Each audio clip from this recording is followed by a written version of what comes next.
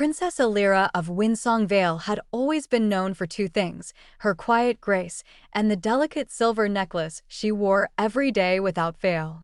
Even as a child, she never let it out of her sight. It was a slender chain with a teardrop-shaped pendant carved from a pale blue stone that shimmered like trapped moonlight. To most, it looked like a simple heirloom, a sentimental trinket for a gentle princess. But to Elira, it meant far more.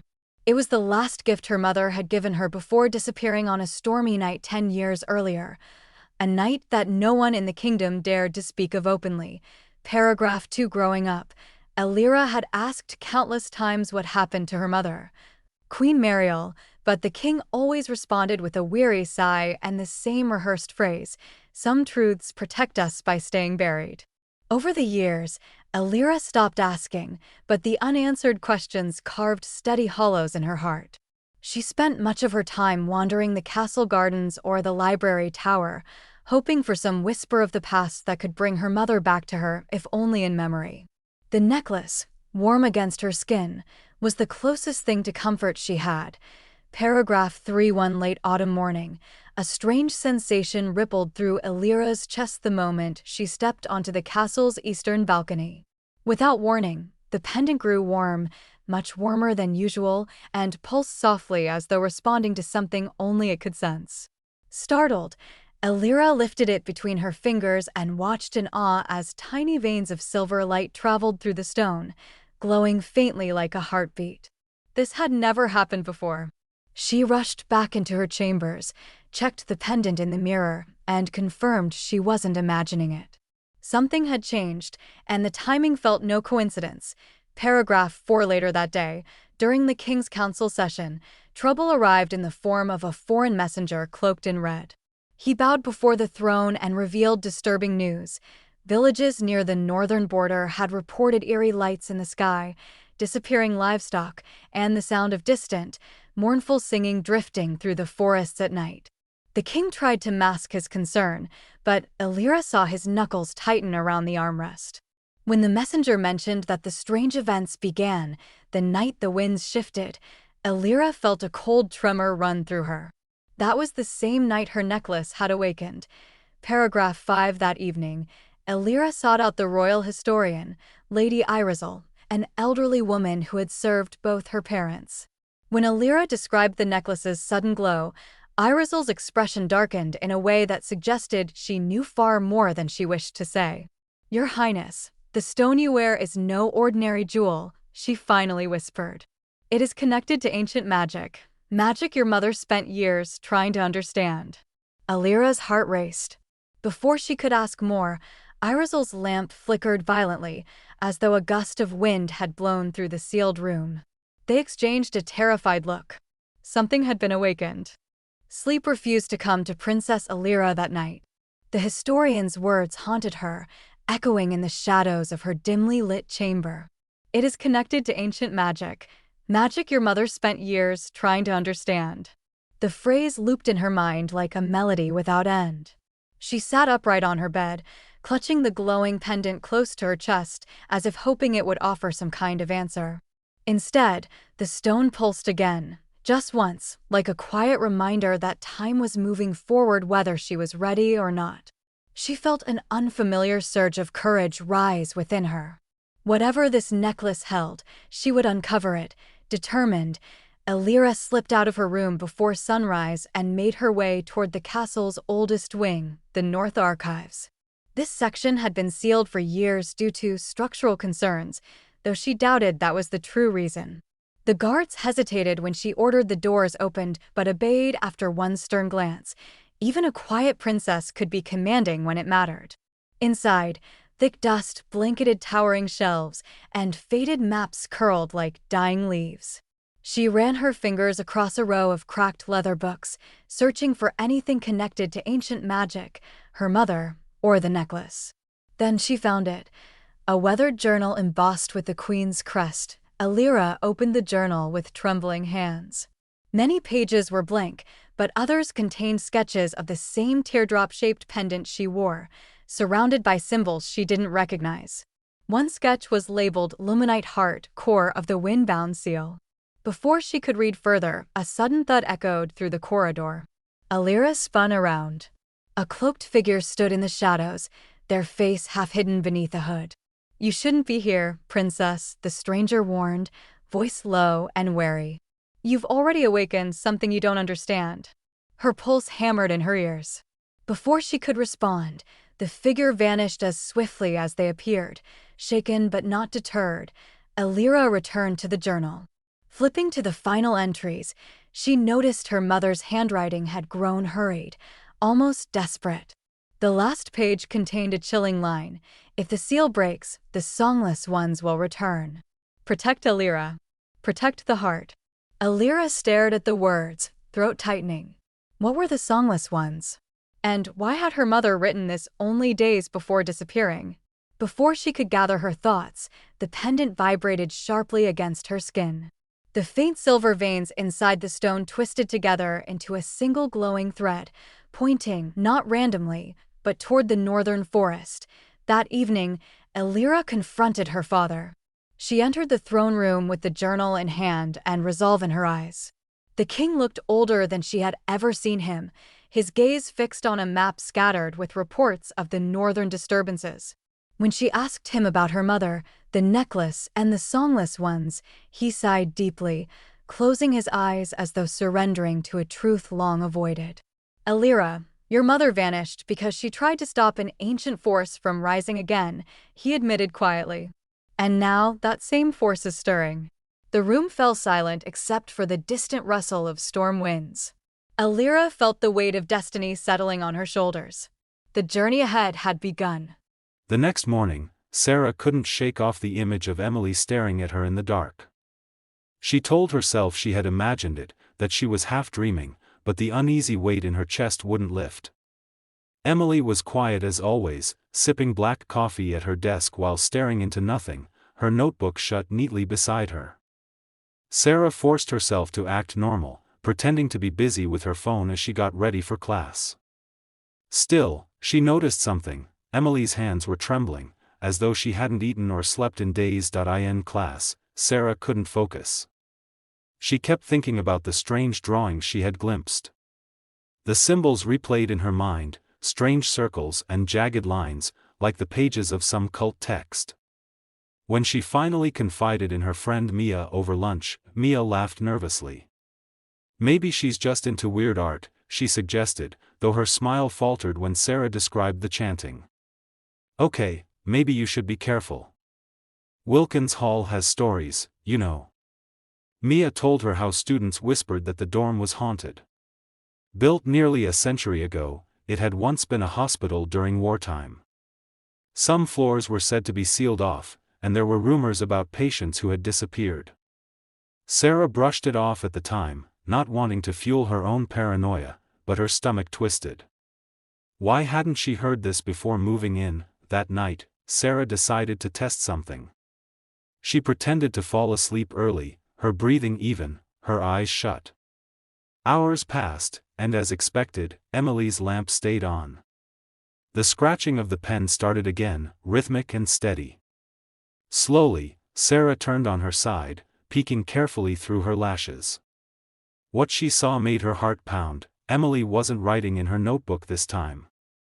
She had spread several pages across the floor, arranging them in a wide circle. Each page bore symbols that connected like puzzle pieces, forming something that looked like a ritual diagram. Emily was on her knees in the center of it, her hands shaking as she whispered in that same harsh, unnatural tone Sarah had heard before. Her eyes rolled upward until only the whites showed. The lamplight flickered as if struggling to stay alive. Sarah's breath caught in her throat, but Emily suddenly froze mid-chant, head snapping toward Sarah's bed. Sarah shut her eyes instantly, heart racing so violently she thought it would give her away. She didn't dare move, not even to blink, as the silence stretched unbearably long.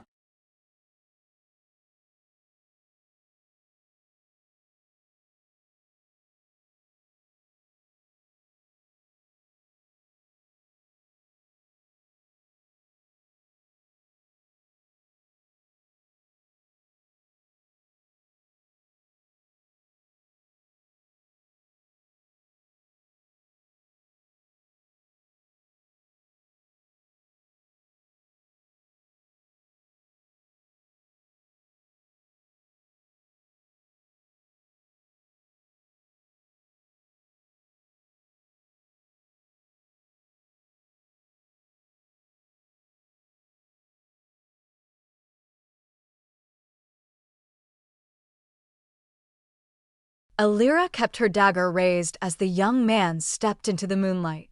Though his posture was calm, his presence carried the tension of someone who had spent too many nights watching from behind trees instead of sleeping. "My name is Kale," he said slowly, lowering his hood. His eyes were sharp, observant, too old for someone who looked barely older than her. "I've been tracking the disturbances in this forest for months. And when your pendant awakened," he hesitated, glancing at the soft blue glow near her throat. "I knew the seal had weakened enough to draw you here." Elira's grip tightened.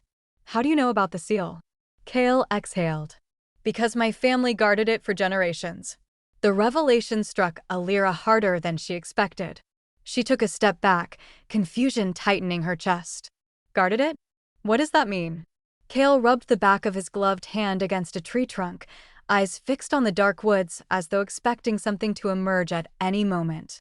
"Your mother didn't protect Windsong Vale alone. There were others, my ancestors among them. The Windbound Seal was created to contain the songless ones. Creatures that thrive in shadows, feeding on sound itself.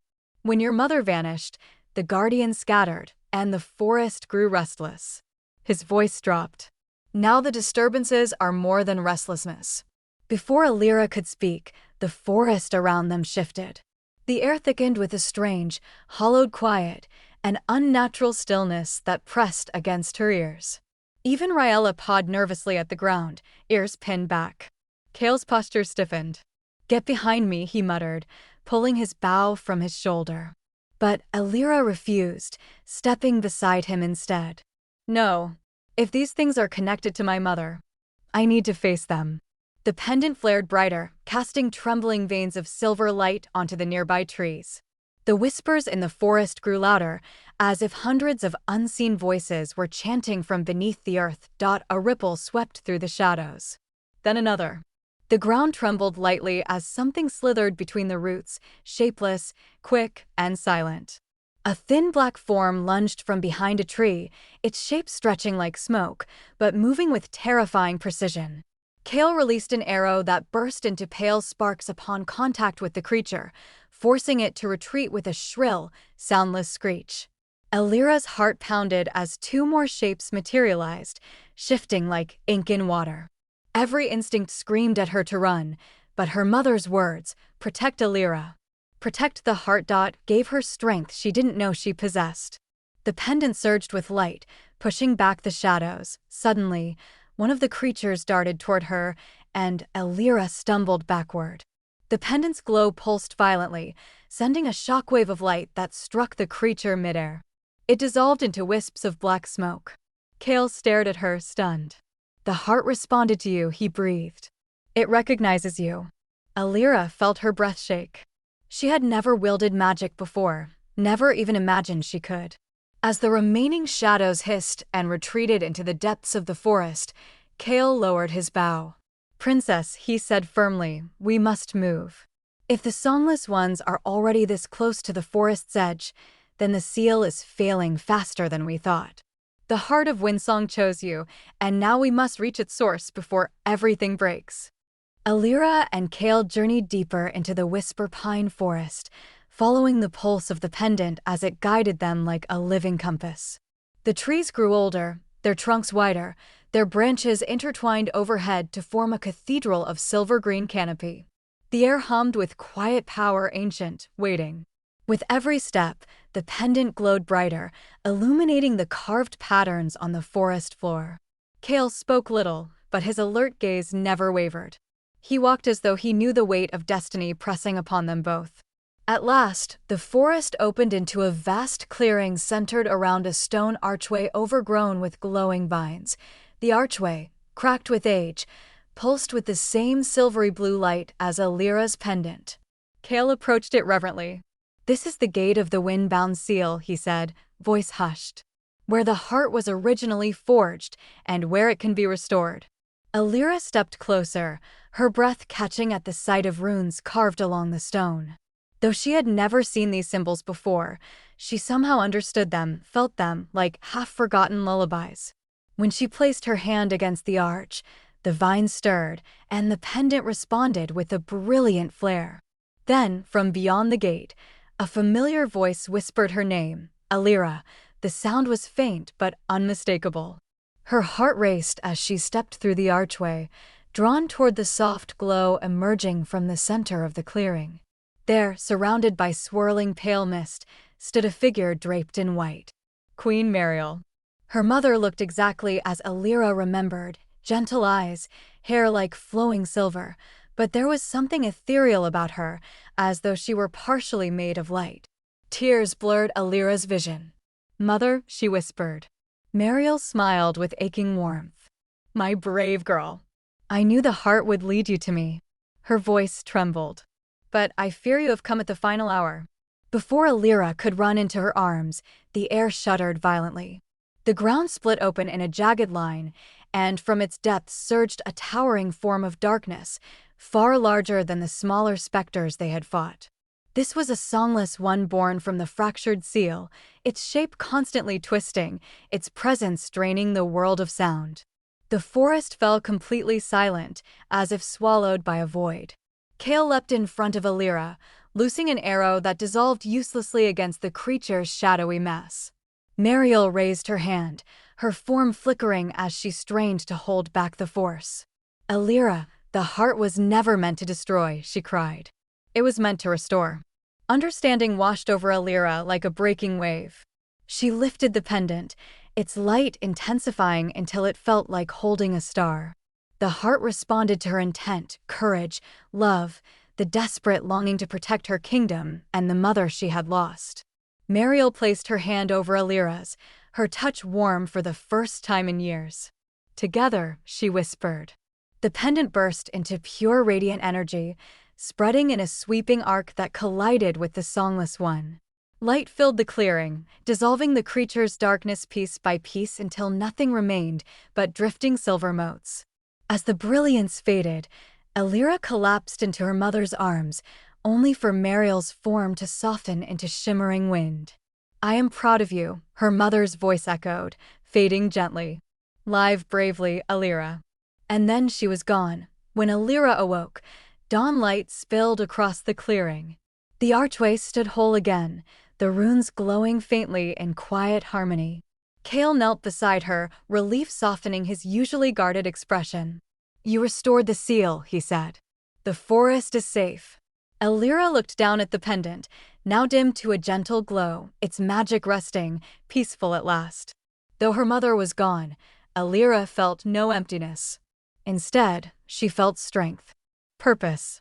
She rose to her feet, gazing toward Windsong Vale in the distance. "Let's go home," she said softly. For the first time, the wind carried her mother's warmth instead of her absence. When Elira returned to the castle, the king met her at the gates, his eyes widening with a mixture of shock and immeasurable pride. She recounted everything: the forest, Kale's lineage, the songless ones, and her mother's final words. Though grief flickered across his face, it was accompanied by a deep, quiet peace.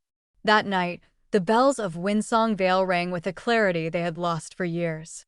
Elira stood atop the balcony, watching the village lights shimmer like fireflies and touched the pendant resting against her heart. Whatever challenges awaited her next, she would face them with the courage she had found in the forest. For she was no longer the princess who wondered about her past. She was the one who had faced it and forged a future brighter than the dawn itself.